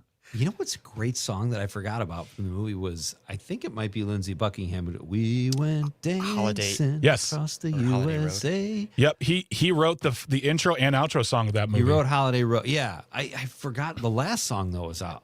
Fantastic, too. Watch the Holiday Road music video, though. Like, when you hear Holiday Road, you think of these movies. Yeah. And you think of fun, funny, vacation, wackiness, silly, blah, blah, blah. The video is like dystopian nightmare. It's weird. It's very weird. Oh, really? It's very, very weird. I don't know what anyone was thinking there.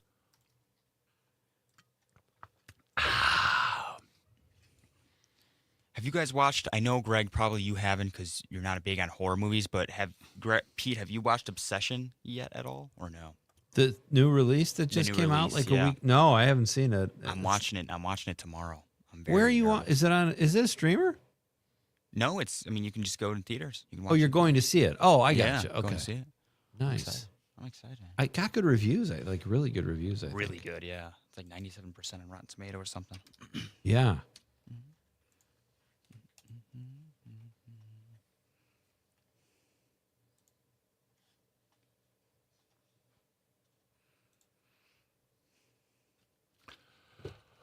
Holiday roll.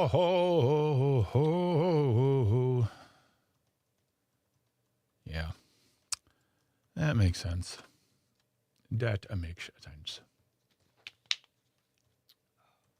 Oh, I thought that. Okay, never mind. I misread the AI roundup for the first hour. I was like, wait, what? I thought it said Steven Spielberg's new Asian flick. I'm like, what? Alien. Got a really long text here. Yeah. Let's see. Blockbusters, Burgers, and Broadcast texted in saying, oh, my goodness. It's always the same, too. Dive in the whirlpool. There's always like certain keywords that they have to hit.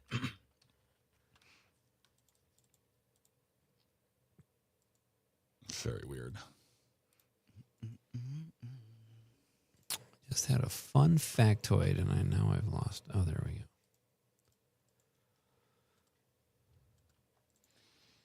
Across the USA.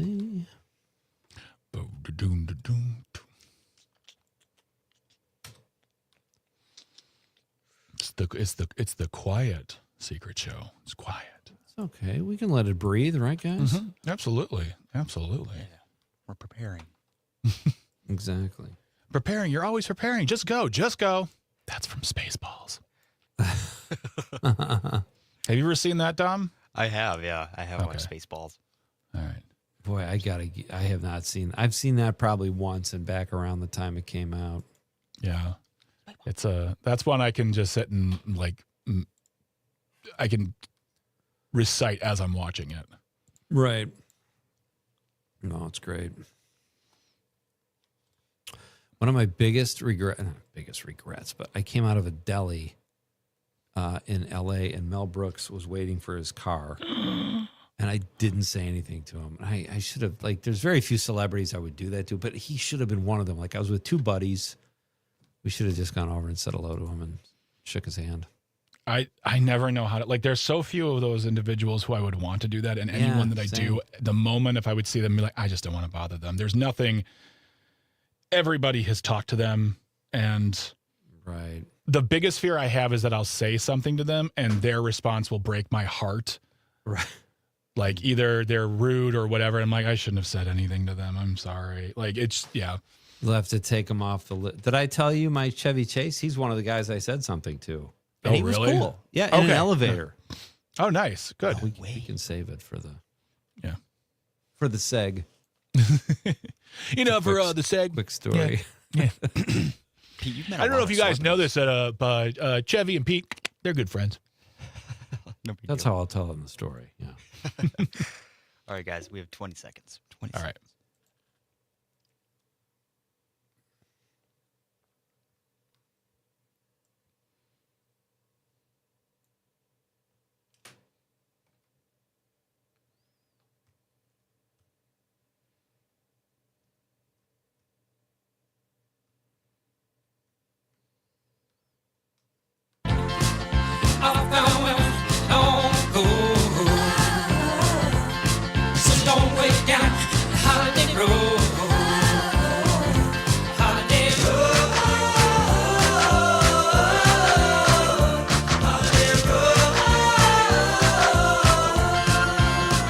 Welcome back to Nite Lite with Pete Schwaba and Greg Bach here on the Civic Media Network.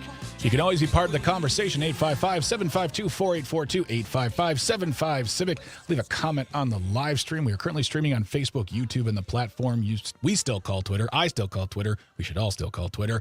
Coming up on tomorrow's show, we'll be talking to Cash Money Carl. He's a comedian, and I'll be talking about his podcast, his stand-up comedy, and his mini golf career. And we may or may not be having another nightly game curated by the game master himself, Mr. Dom Lee in Madison. What? I am Greg Bach. Yeah, I know. Never know. Game master returns. He returns to embarrass us with his quizzes. There we go.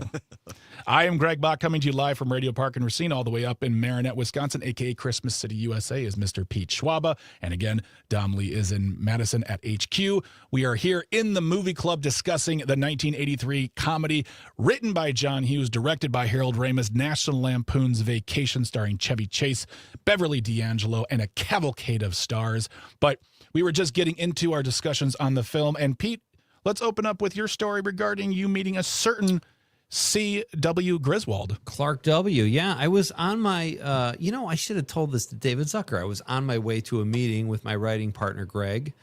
No relation. Not me. Thanks. To the Zucker Brothers company. We weren't meeting with them, but they had a director of development or something. And I'm on the elevator. Who gets on? Chevy Chase. So we're riding up. It's a very slow elevator. It's only like 3 floors. Mm-hmm. And I said something to him like the effect of, I'm on an elevator with Chevy Chase. We're going to the same place. That's kind of cool. And he just nodded. But he didn't really say anything, but he might have gone like, huh. And I said, was that better than I love your work? And he goes, yeah. He goes, you could have said you love me. That would have really freaked me out. And so I took a beat and I said, well, I do. He laughed a little bit.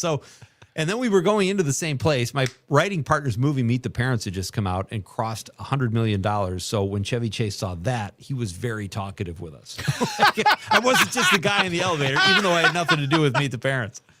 So, yeah, it was a fun story. So funny. And, for everything I know of Chevy Chase now, all of the stories, the legend, and all the things, the fact that you had that conversation and that he laughed and he was, nice. Yeah, it was okay. Pre-knowing who you were, that's great. That makes me happy because Chevy Chase is one of those guys who grew up watching, and now you're like, yeah, maybe he's kind of a jerk, but I still cannot like these movies, whether it's the Vacation movies or the Fletch movies or Foul Play. It just seems like old times. Yeah, seems like old times. Those he just. Or our Caddyshack, and I'll say this too, and don't hate me, but Caddyshack 2, he is in, and he's still very funny. That timing that he has that made him famous, it's fantastic. So I'm glad you had a good experience with him. But yeah, me too. I was racking my brain saying something other than "I love your," and I just decided to be honest with him, and it was apparently he was not offended by that, which was good. I can't say that for my experience with David Zucker. He was quite offended by almost everything I said. Well, he renamed Dom Flemius or something like that. I think it was Florius. Yeah. Florius? Yeah. You guys, do you have a favorite scene in Vacation? Because to me, I laughed just as hard last night as I did the first time I saw it when they show the family all sleeping and they pan over. And I wish I could remember when I saw that for the first time, if I saw it coming. I don't think I did. And then you see Chevy Chase completely asleep at the wheel. One of the biggest laughs in movie history. That's one of my favorite laughs in the film. And then also the cop after they strap the dog and they have that. Oh my gosh. Exchange. That guy, James Keach, I looked him up just before we got on the air because that guy was in so many. He was always the henchman or a bad guy. And I believe he's the brother of Stacy Keach. I think so, because they look exactly alike. Really, when it comes down to it. But yeah, that guy, he's just a great bad guy. And that scene takes such a weird turn because he just starts crying. You're like, what is happening right now? Honestly, so my favorite scene is the one I brought it for a clip. And it's the scene with John Candy, where he enters the picture deep into the third act. So funny. And honestly, I think part of it has to do with the fact that the voice he chose for the character itself. And I think when that movie came out, he was starting to make movies. He wasn't famous yet, but he was still he just owns the moment. And honestly, when you think of Chevy Chase, there are few performers who can share the stage with him and share space. Like he usually dominates. Chevy dominates in those spaces. Right. And I would say another example would be him and Bill Murray in Caddyshack. But I think John Candy definitely brings it. If we could play that clip real quick. Sorry, folks, park's closed. The moose out front should have told you. Yes, we're here to see Mr. Roy Wally. What is your name, sir? Clark W. Griswold. What's this regarding, Mr. Grizzle? We're here for public amusement relations, or this is a summer inspection to a personal matter. Inspection.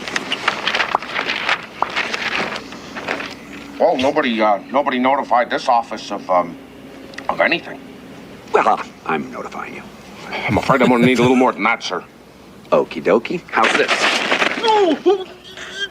Clark, have you lost your mind? Where did you get that? Sporting goods store, honey. Now you listen to me. Do what I say and there won't be any problem, okay? Okay. We just drove 2,460 miles just for a little Roy Wally entertainment. The moose says you're closed. I say you're open. We're not really violent people. This is our first gun. No, it isn't. No, it is. And one of the things I love about, and if you've listened to the show ever or anything I've ever done on the radio, I utilize my legal pad a lot when I'm trying to do a joke. That's partly where it comes from, is just that. Right. Just that long use. John Candy makes everything better, personally. Yeah. Like, he just makes everything better. And when and then what's funny is that they're in Los Angeles, but he sounds like a guy who's from Minnesota. Hello, everybody. I'm a security guard at Wally World. You know, like, it's just fantastic. Accent, yeah. I know. It's so great. Love that scene so much. And just moments later, he's like, that's a BB gun, Clark. Yes. It could still hurt. You couldn't even break the skin. It could break the skin and cause a very bad infection. Oh, that's just an old wives' tale. Here's a great. Oh, I want to talk about too. One of my favorites is Eugene Levy, also another Second City player. Yes, selling the car, and he's just so full of it. Some of the lines in this movie that are so subtle. I love when he says, "We ordered the metallic blue with the optional rally fun pack." What the hell's that? And then when they're checking into the tents and Brian Doyle Murray comes out and he's the guy with the spitting watermelon seeds in his hand and he goes, $37.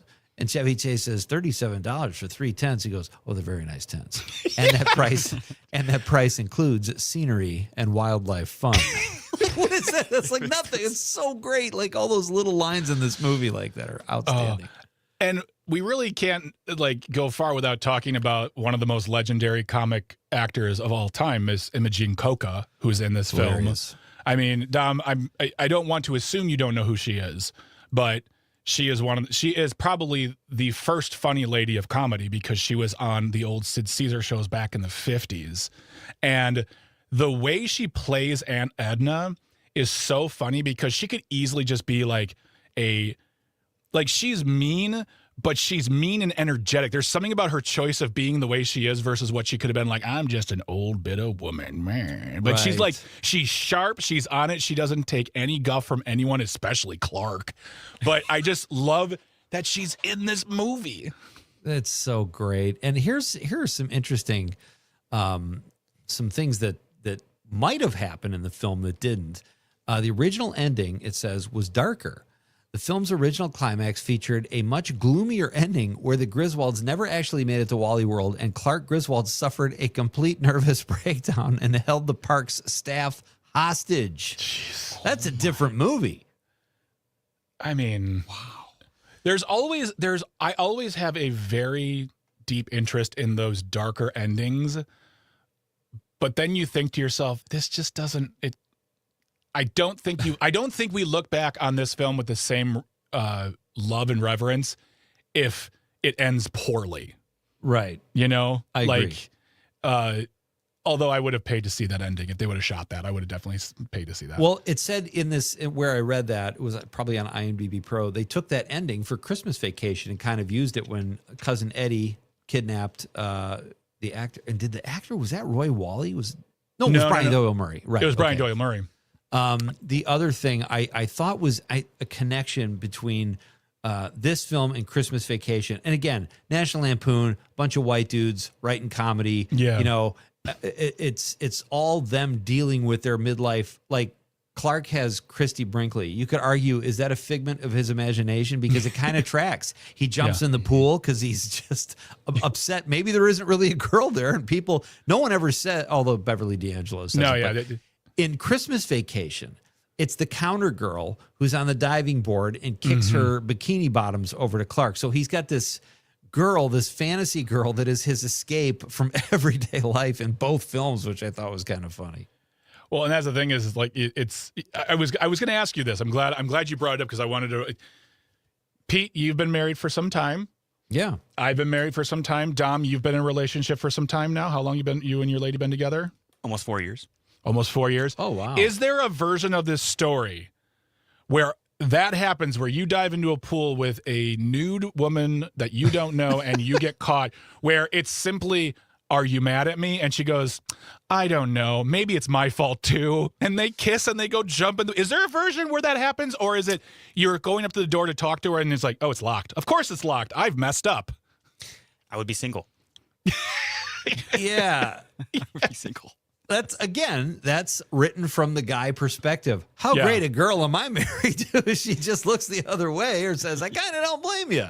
It's a supermodel. I'm sorry. Exactly. And the other thing I will say really quick is that you mentioned him a couple times, but Eddie Bracken, who played Roy Wally. Now, if you've never seen this movie or if you've seen it, you know that they're going to Disney World, essentially. That everything about that is Disneyland. It's Disneyland, I should say, because it's in Los Angeles. Look at Eddie Bracken in that movie and put him next to a picture of either Roy or Walt Disney. Yeah. And that is a choice. That is a direct and purposeful choice. Oh, my goodness. And another great, well, I messed up. I took hostages. I shot John Candy with a BB gun in the butt. Well, let's just look the other way. That ain't happening these days. I don't think it ever would have happened then. But, we do have some texts we do. about the movie, Dom, if you want to do the honors. Absolutely. I'm going to get here to it here. We got Tony the Trucker texting in, says, fellas, American Graffiti, so many future stars. And then Bridget said, we're all going to have so much fun. We'll need plastic surgery to remove our God blank smiles. Clark Griswold captured what most family vacations are like for families. Totally Very agree. True. Very true. And then Joe has a comment too. Yes, he says, I love the Russ and Clark dynamic. Right here, Dad. Did they have? I know they had the talk in the desert. They had the talk in the talk in the desert. Clark wants to talk to Rusty. He gives him the beer. Yeah. The beer thing is hilarious. Both of them with the and then Russ is like at the hotel. He's like, I got to go talk to Dad. I better go talk to him. I love when they're sitting there too, and Rusty's got the Kleenex in his nose, and Clark just looks at it and takes it. Nah, sure you do. Takes it and throws it out like he's embarrassed or something. Great text. Oh my gosh. Another movie we could talk hours and hours about. Thank you so much, folks, for joining us in the movie club. We'll be back next Thursday, same time. We'll be announcing the movie very, very soon, so don't go anywhere. In fact, don't go anywhere because when we come back, we're going into the nightcap, so stay tuned, stay close. You are listening and or watching Nite Lite with Pete Schwaba and Greg Bach here on the Civic Media Network. Rusty. I found out long ago.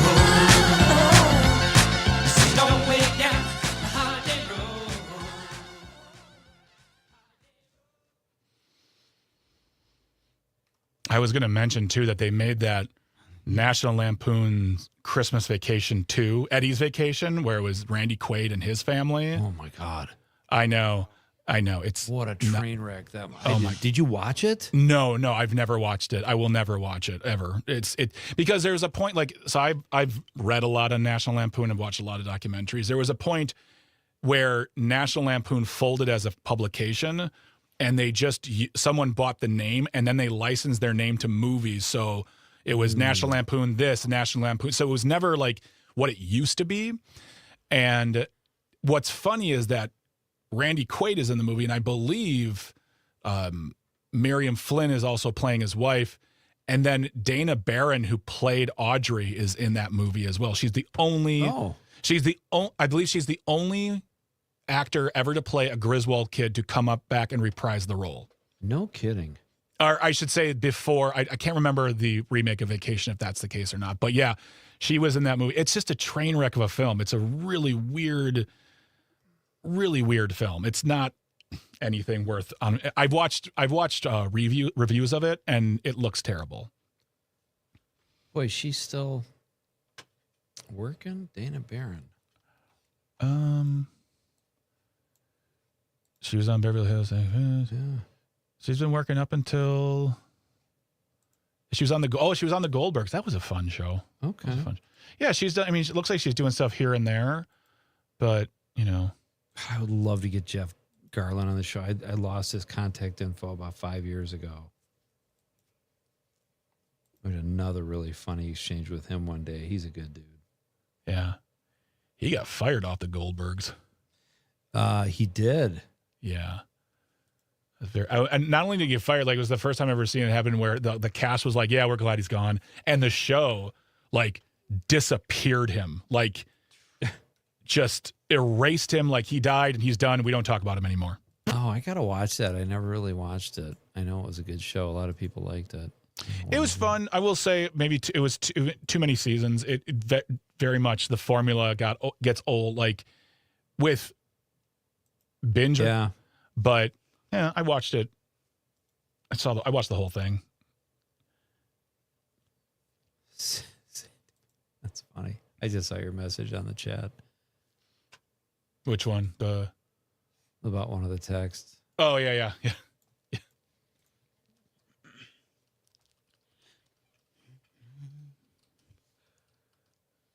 Do we know when is Amanda coming back? Do we know? I think next week. I think next week. Yep. Next week. I think Monday. Did you make a poster, Dom, for today? I thought I did, and then I don't think I don't. I just wanted. I was ready sure. to, and I didn't, but Okay. I was supposed to. All right. 5 seconds.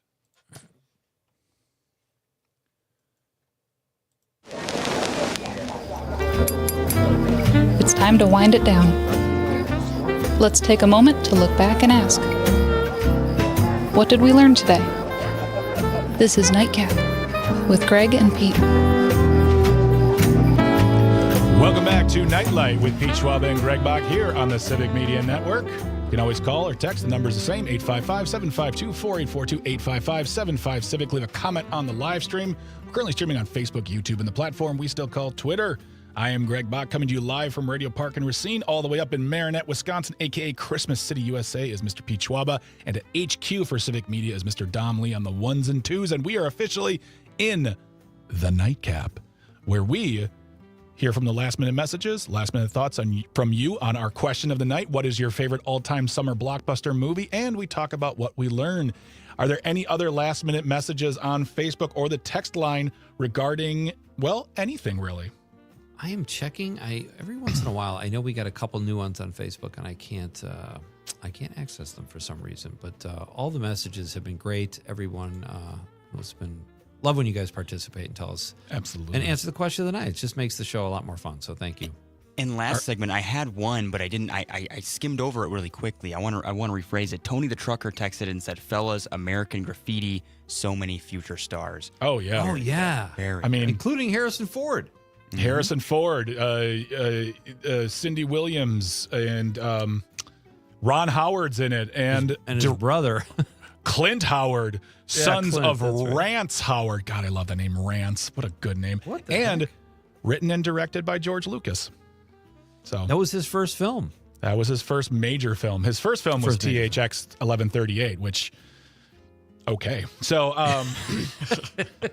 so that movie was good, and then he went and Star Wars'd it, where he messed with it. He took the CGI technology today, and he's like, I'm going to redo that movie from 1971 and make it look modern. Like, why? You don't need to. Just let it be. We have a few more messages here on the Facebook page. On mine, Victoria says Star Wars and Jurassic Park, definitely. Oh, yeah. Joseph says Independence Day.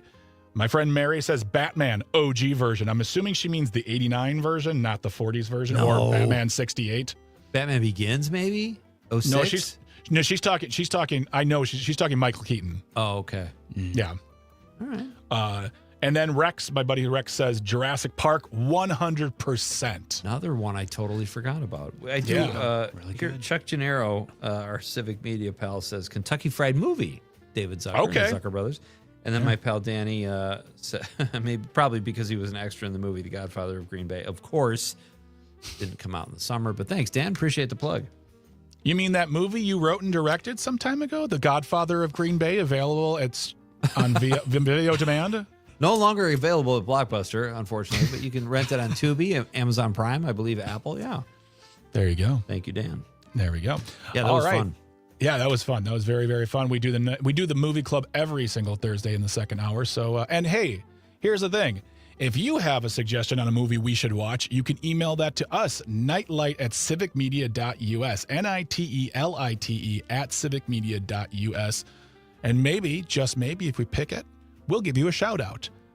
We'd love to do maybe that. more. We're working on that. We're working on that. The big goal is to have some prize packs. We want to get like this. We want to make this bigger. We want to involve you folks right there because you are what makes this show amazing, and us too. We're a healthy part of the equation. But Pete, what did you learn tonight?